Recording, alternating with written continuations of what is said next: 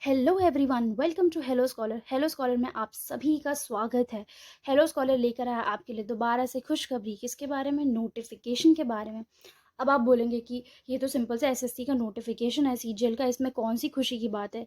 लेकिन बच्चों, जब मैं स्लाइड चेंज करूँगी ना तो आप भी खुश हो जाएंगे। देखिए, इस बार एसएससी ने सीजीएल कैटेगरी में, ठीक है, सीजीएल कैटेगरी में दो कैटेगरी में एग्जाम होता है, एक तो सीएचएसएल होता है और एक सीजीएल भी होता है, ठीक है।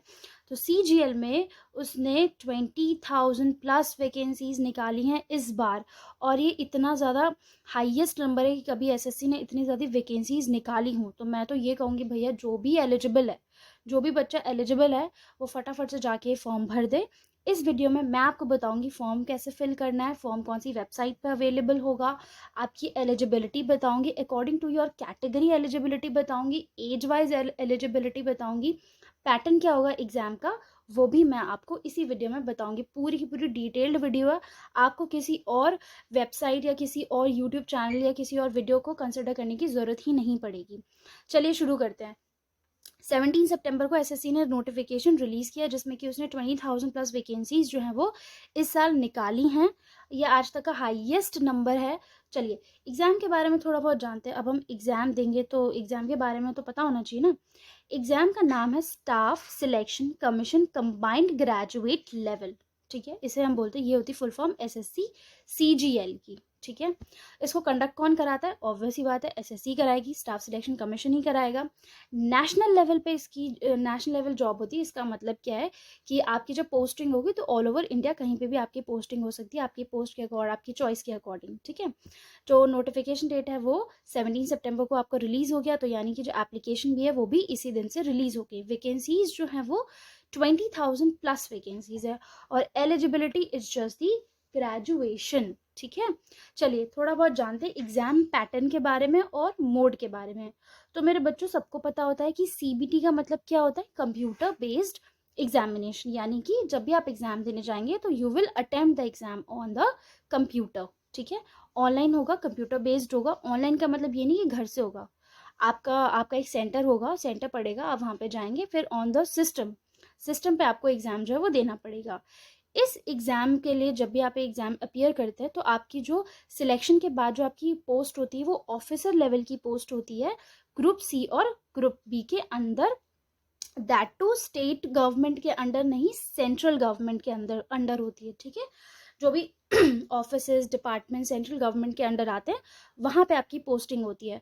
तो मेरे बच्चों, जो सेंट्रल गवर्नमेंट के अंदर जब भी हमारी पोस्टिंग होती है तो हमें बहुत अच्छा रिक्रूटमेंट, मतलब हमें बहुत अच्छा इंक्रीमेंट मिलता है, प्लस पर्क्स भी मिलते हैं, बहुत अच्छा। आपकी मतलब लाइफ तो एकदम सेट हो जाती है। अगर आप सेंट्रल गवर्नमेंट के अंदर कहीं पे भी आपकी जॉब लग गई तो मान लो कि बहुत ही अच्छी शानदार ज़िंदगी आपकी। चलिए, तो इसलिए इस एग्ज़ाम के लिए सीरियसली पढ़ना। बाकी सारी इन्फॉर्मेशन मैं आपको बता रही हूँ और वो भी आप बहुत ध्यान से सुनेंगे, ठीक है। चलिए, सिलेक्शन प्रोसेस में आपका रहेगा, एग्ज़ाम टीयर 1 होगा, टीयर 2 होगा। हाल ही में जो एसएससी है उसने अपना एग्ज़ाम पैटर्न चेंज कर दिया है। एग्ज़ाम पैटर्न कैसा होगा, उसका सिलेबस क्या होगा, बाकी सारी चीज़ों के लिए मैं एक अलग से डिटेल्ड वीडियो बनाऊंगी। आप प्लीज़ उसे फॉलो ज़रूर करना अगर आप जानना चाहते हैं तो। वेबसाइट मैं आपको बता चुकी है, ssc.nic.in है। इसको आप बहुत अच्छे से नोट कर ले। कोई भी दिक्कत होती है, कोई भी इन्फॉर्मेशन आपको जाननी है तो आप इस वेबसाइट पर विजिट कर सकते हैं। चलिए डेट्स के बारे में जानते हैं। इंपॉर्टेंट डेट मैं तो कहूँगी बच्चों आपके लिए 8 अक्टूबर जो है वो आप छाप लीजिए दिमाग में। गलती से भी किसी भी बच्चे का जो भी एग्ज़ाम देने के बारे में सोच भी रहा है, जो भी एग्ज़ाम देना चाहता है, वो इस डेट को तो कभी ना मिस करे। इस डेट से पहले पहले बच्चों आप अपना एग्जामिनेशन फॉर्म जो है वो फिल कर देना, ठीक है। ऐसा ना हो कि आप सोचें कि 18 अक्टूबर है, 28 अक्टूबर है। It is not that, it is just the 8 अक्टूबर, ठीक है। एक महीने का भी टाइम नहीं है आपके पास, एक महीने से कम अंदर ही अंदर, मतलब 20 दिन का जो फॉर्म फिलिंग का टाइम है वही दे रखा है इन्होंने। तो आप प्लीज़ टाइम पे अपना फॉर्म फिल करेंगे। चलिए, अगर आप अक्टूबर तक आप फॉर्म फिल कर देते 8 अक्टूबर तक, बट अगर आप पेमेंट नहीं कर पाते तो चालान के द्वारा आप 10 अक्टूबर तक 2022 10 अक्टूबर तक आप अपना पेमेंट जो है वो कर सकते हैं। मेरे बच्चों, अगर आपसे कभी कोई गलती हो जाती है, सपोज आपने फॉर्म फिल किया और आपसे गलती होगी और आपको रियलाइज़ होता है कि यार मुझसे कोई मिस्टेक होगी, तो आप क्या करेंगे? घबराएंगे नहीं। 12 अक्टूबर से लेकर 13 अक्टूबर, यानी कि 2 दिन के लिए एप्लीकेशन विंडो जो है वो ओपन होगी, सिर्फ करेक्शन के लिए, फिलिंग के लिए नहीं, सिर्फ और सिर्फ करेक्शन के लिए। तो ये बात आप ध्यान रखेंगे, ठीक है। अभी तक जो डेट्स हैं एग्जामिनेशन की वो नहीं आई हैं, जैसे ही आएंगी मैं आपको हमारी वेबसाइट पे भी अपडेट जो है वो मिल जाएगा, प्लस मैं वीडियो भी बना दूंगी। जैसे ही डेट्स आएंगी वैसे मैं आपको वीडियो बना दूंगी। चलिए, दिसंबर 2022 इतना एसएससी ने बता दिया कि दिसंबर 2022 तक ये एग्जामिनेशन जो टायर 1 एग्जाम होता है वो आपका कंडक्ट हो जाएगा, ठीक है। जो एप्लीकेशन फीस है बिल्कुल ना के बराबर है, 100 रुपये का एप्लीकेशन फीस है। अगर फीमेल कैंडिडेट है, एक्स सर्विसमैन है, SC ST कैटेगरी है, तो उसके लिए कोई भी एग्जामिनेशन फीस नहीं है, वो बच्चे बहुत आराम से भर सकते हैं। और टाइम पे भरिएगा, ठीक है, जो भी एग्ज़ाम देना चाहता है वो टाइम पे भरिएगा। जनरल और OBC के लिए बस 100 रुपये फीस है, which is not a very very huge amount. आप कहीं से भी अरेंज करके फॉर्म फिल कर सकते हैं अगर आप ये एग्ज़ाम देना चाहते हैं तो। चलिए, एलिजिबिलिटी बहुत इंपॉर्टेंट होती है, एलिजिबिलिटी जानते हैं और ध्यान से सुनिएगा। अगर आप असिस्टेंट ऑडिट ऑफिसर के पोस्ट के लिए अप्लाई करना चाहते हैं तो बैचलर्स डिग्री होनी चाहिए किसी भी सब्जेक्ट में, किसी भी रिकॉग्नाइज्ड यूनिवर्सिटी से, ठीक है। डिज़ायरेबल क्वालिफिकेशन क्या है? CS होना चाहिए, CA होना चाहिए, MBA होना चाहिए, cost and management accountant, masters in commerce, masters in business studies, ये डिज़ायरेबल क्वालिफिकेशन है। बट ऐसा नहीं है कि सिर्फ यही क्वालिफिकेशन वाले बच्चे जो हैं वो इसके लिए एलिजिबल हैं। जिनके पास ग्रेजुएशन की डिग्री है, बैचलर्स है, वो भी इसके लिए एलिजिबल हैं। चलिए, स्टैटिस्टिकल इन्वेस्टिगेटर ग्रेड 2 पोस्ट के लिए आपकी एलिजिबिलिटी क्या होगी? बैचलर्स डिग्री होनी चाहिए जिसके अंदर आपके पास 12th में मैथ्स होना चाहिए, ठीक है। 60% आपके पास जो 60% है उतनी वेट क्या बोलते हैं उसको, रिजल्ट में आपका 60% जो आपके पास होना चाहिए मैथ्स में 12th क्लास में, ठीक है। किस में? 12th क्लास में मैथ्स होनी चाहिए आपके पास। चलिए, या फिर आपके पास किसी भी डिसिप्लिन, मतलब आपके पास बैचलर्स डिग्री होनी चाहिए statistic as one of the subject in graduation. यानी कि देखिए बच्चों, जो ग्रेजुएशन होता है ना, 3 साल का ग्रेजुएशन होता है लगभग ऑलमोस्ट हर फील्ड से, ठीक, हर सब्जेक्ट से ग्रेजुएशन जो होता है वो 3 साल का होता है। उसमें क्या होता है, सेमेस्टर में आपके सब्जेक्ट्स जो है वो चेंज होते रहते हैं। अगर किसी भी सब्जेक्ट, मतलब किसी भी सेमेस्टर में आपने स्टैटिस्टिक्स पढ़ रखा है, ठीक है, अगर आपका स्टैटिस्टिक एज अ सब्जेक्ट रह चुका है तो फिर आप एलिजिबल हैं, तो फिर आप इस पोस्ट के लिए एलिजिबल हो जाएंगे, ठीक है।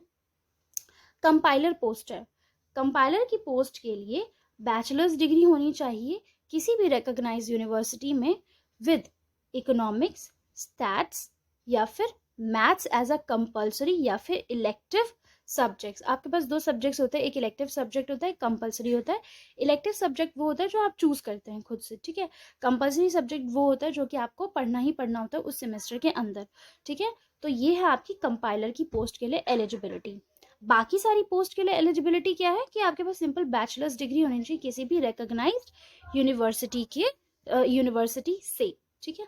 अब हम एज लिमिट की बात करते हैं दोस्तों। एज लिमिट भी बहुत इंपॉर्टेंट है देखना। CSS पोस्ट के लिए 20 to 23 years, minimum 20, maximum 30। Name क्या है पोस्ट का? असिस्टेंट सिलेक्शन ऑफिसर, ये है आपका डिपार्टमेंट, CSS डिपार्टमेंट के अंडर ये आएगा। इंटेलिजेंस ब्यूरो डिपार्टमेंट में 30 साल से ज़्यादा के नहीं होने चाहिए। पोस्ट क्या है? Assistant selection officer. पोस्ट है असिस्टेंट एनफोर्समेंट ऑफिसर। डिपार्टमेंट क्या है? Directorate of enforcement, department of revenue. Age limit क्या है आपकी? Up to 30 years, maximum 30 years, उससे ज़्यादा नहीं होने चाहिए। Department ministry of stats and programme implementation, आपकी मैक्सिमम एज लिमिट होनी चाहिए 32 ईयर्स। पोस्ट का नाम होगा जूनियर स्टैटिस्टिकल ऑफिसर, ठीक है। क्लियर है बच्चों सबको? कोई भी डाउट होगा आप कमेंट सेक्शन में पूछ सकते हैं। NIA डिपार्टमेंट है आपका, ठीक है। पोस्ट से मत यहाँ पे कंफ्यूज होना, इस सेक्शन में, इस पूरे सेक्शन में ये आपका डिपार्टमेंट है, ठीक है। ये है आपकी पोस्ट, ठीक है बच्चों। चलिए, पोस्ट रहेगी आपकी सब इंस्पेक्टर की। एज लिमिट क्या है आपकी, मैक्सिमम 30 ईयर्स। डिपार्टमेंट रहेगा NIA, नेशनल इन्वेस्टिगेशन एजेंसी, ठीक है। वही हम लोग सुनते हैं ना कि NIA ने ये टेररिस्ट पकड़ा, वो टेररिस्ट पकड़ा, वो वाला, ठीक है। पोस्ट रहेगी आपकी सब इंस्पेक्टर। एज लिमिट रहेगी आपकी 20 to 30 years under the department CBI, ठीक है। मिनिमम एज है आपकी 20 ईयर्स, मैक्सिमम रहेगी आपकी 30 ईयर्स। पोस्ट रहेगी आपकी सब इंस्पेक्टर। मिनिमम एज जो है वो 18, मैक्सिमम एज 25 ईयर्स। डिपार्टमेंट रहेगा आपका नारकोटिक्स। टैक्स असिस्टेंट की पोस्ट रहेगी आपकी, मैक्सिमम और मिनिमम एज है आपकी 20 to 27 ईयर्स। डिपार्टमेंट रहेगा CBEC। पोस्ट रहेगी आपकी इंस्पेक्टर। अगर आप इंस्पेक्टर की पोस्ट के लिए होंगे तो आपकी मैक्सिमम एज रहेगी 30 ईयर्स, मिनिमम एज रहेगी 18 ईयर्स। डिपार्टमेंट रहेगा डिपार्टमेंट ऑफ पोस्ट। असिस्टेंट का पोस्ट रहेगा, मैक्सिमम मिनिमम एज रहेगी 18 to 30 ईयर्स। डिपार्टमेंट क्या है, मिनिस्ट्रीज, डिपार्टमेंट्स और ऑर्गेनाइजेशन, ठीक है। बाकी अदर डिपार्टमेंट और मिनिस्ट्रीज ऑर्गेनाइजेशन में अगर आप असिस्टेंट की पोस्ट पे रिक्रूट होते हैं तो मिनिमम एज रहेगी आपकी 18 ईयर्स, मैक्सिमम रहेगी आपकी 30 ईयर्स। बाकी अदर डिपार्टमेंट्स के लिए और बाकी किसी भी अदर पोस्ट के लिए other than all these describe post, आपकी मिनिमम एज रहेगी 18 ईयर्स और मैक्सिमम एज रहेगी 27 ईयर्स। क्लियर है? अगर कोई भी डाउट होता है आप इसका स्क्रीनशॉट ले सकते हैं। कोई भी डाउट होता है तो आप हमसे कमेंट सेक्शन में पूछ सकते हैं। एज रिलैक्सेशन की बात करते हैं। एज रिलैक्सेशन जो है वो OBC को 3 ईयर्स, SC ST को 5 years, physically handicap general category 10 year, physically handicap OBC 13 years, physically handicapped SC ST category 15 years, ex-servicemen from general category 3 years more, ex-servicemen from OBC category 6 years more, ex-service year from SC ST category 8 years more। ठीक है बच्चों। Selection process क्या रहेगा बच्चों? आपका selection process रहेगा, आपका एक टायर 1 एग्जाम होगा जो कि होगा completely computer based. Written examination होगा आपका एक, ठीक है। फिर होगा आपका डॉक्यूमेंट वेरिफिकेशन, ठीक है। डॉक्यूमेंट वेरिफिकेशन, जो भी डॉक्यूमेंट्स आप लगाएंगे during the time of filling the form, फिर वो सारे डॉक्यूमेंट्स जो है वो वेरीफाई होंगे। बाकी other documents would be required, वो आपको बाद में बता दिया जाएगा आफ्टर द सिलेक्शन कि आपको कौन कौन से डॉक्यूमेंट्स जो हैं वो आपको सबमिट कराने या वेरीफाई कराने हैं। फिर होगा आपका एक मेडिकल एग्जामिनेशन, फिर आपका सिलेक्शन प्रोसेस जो है वो कंप्लीट हो जाएगा। ठीक है बच्चों, जो भी पैटर्न चेंज हुआ है नेक्स्ट वीडियो में, एक डिटेल्ड वीडियो में मैं आपको बनाकर सारी की सारी जो पैटर्न चेंज है वो मैं आपको बता दूंगी। उसके लिए आपको टेंशन लेने की ज़रूरत नहीं है। जितने भी बच्चे एलिजिबल हैं इस एग्जामिनेशन के लिए, I would personally request them कि आप भले ही ऐसे ही सिर्फ अटैम्प्ट करने के लिए थोड़ी बहुत तैयारी है तो भी आप इस एग्ज़ाम को, इस फॉर्म को फिल कर दीजिए, क्योंकि इट इज़ नॉट, जो फीस है it is not much, it is not very high, it is just the 100 rupees. So आप अच्छे से जम के तैयारी करिए, जम के पढ़ाई करिए और इस एग्ज़ाम के लिए सीरियसली पढ़िए। ठीक है बच्चों, चलिए। So that's all for today, that's all for this video also. So I hope you like the video. Kindly like, share, comment and subscribe to our channel. Join our telegram channel for the latest job vacancy updates. वहाँ पर आपको और भी सारे vacancies की जो updates हैं वो मिलती रहती हैं। Plus you will get the current affair PDFs also, and you will be updated with other more content related to your exam also. चलिए, thank you everyone.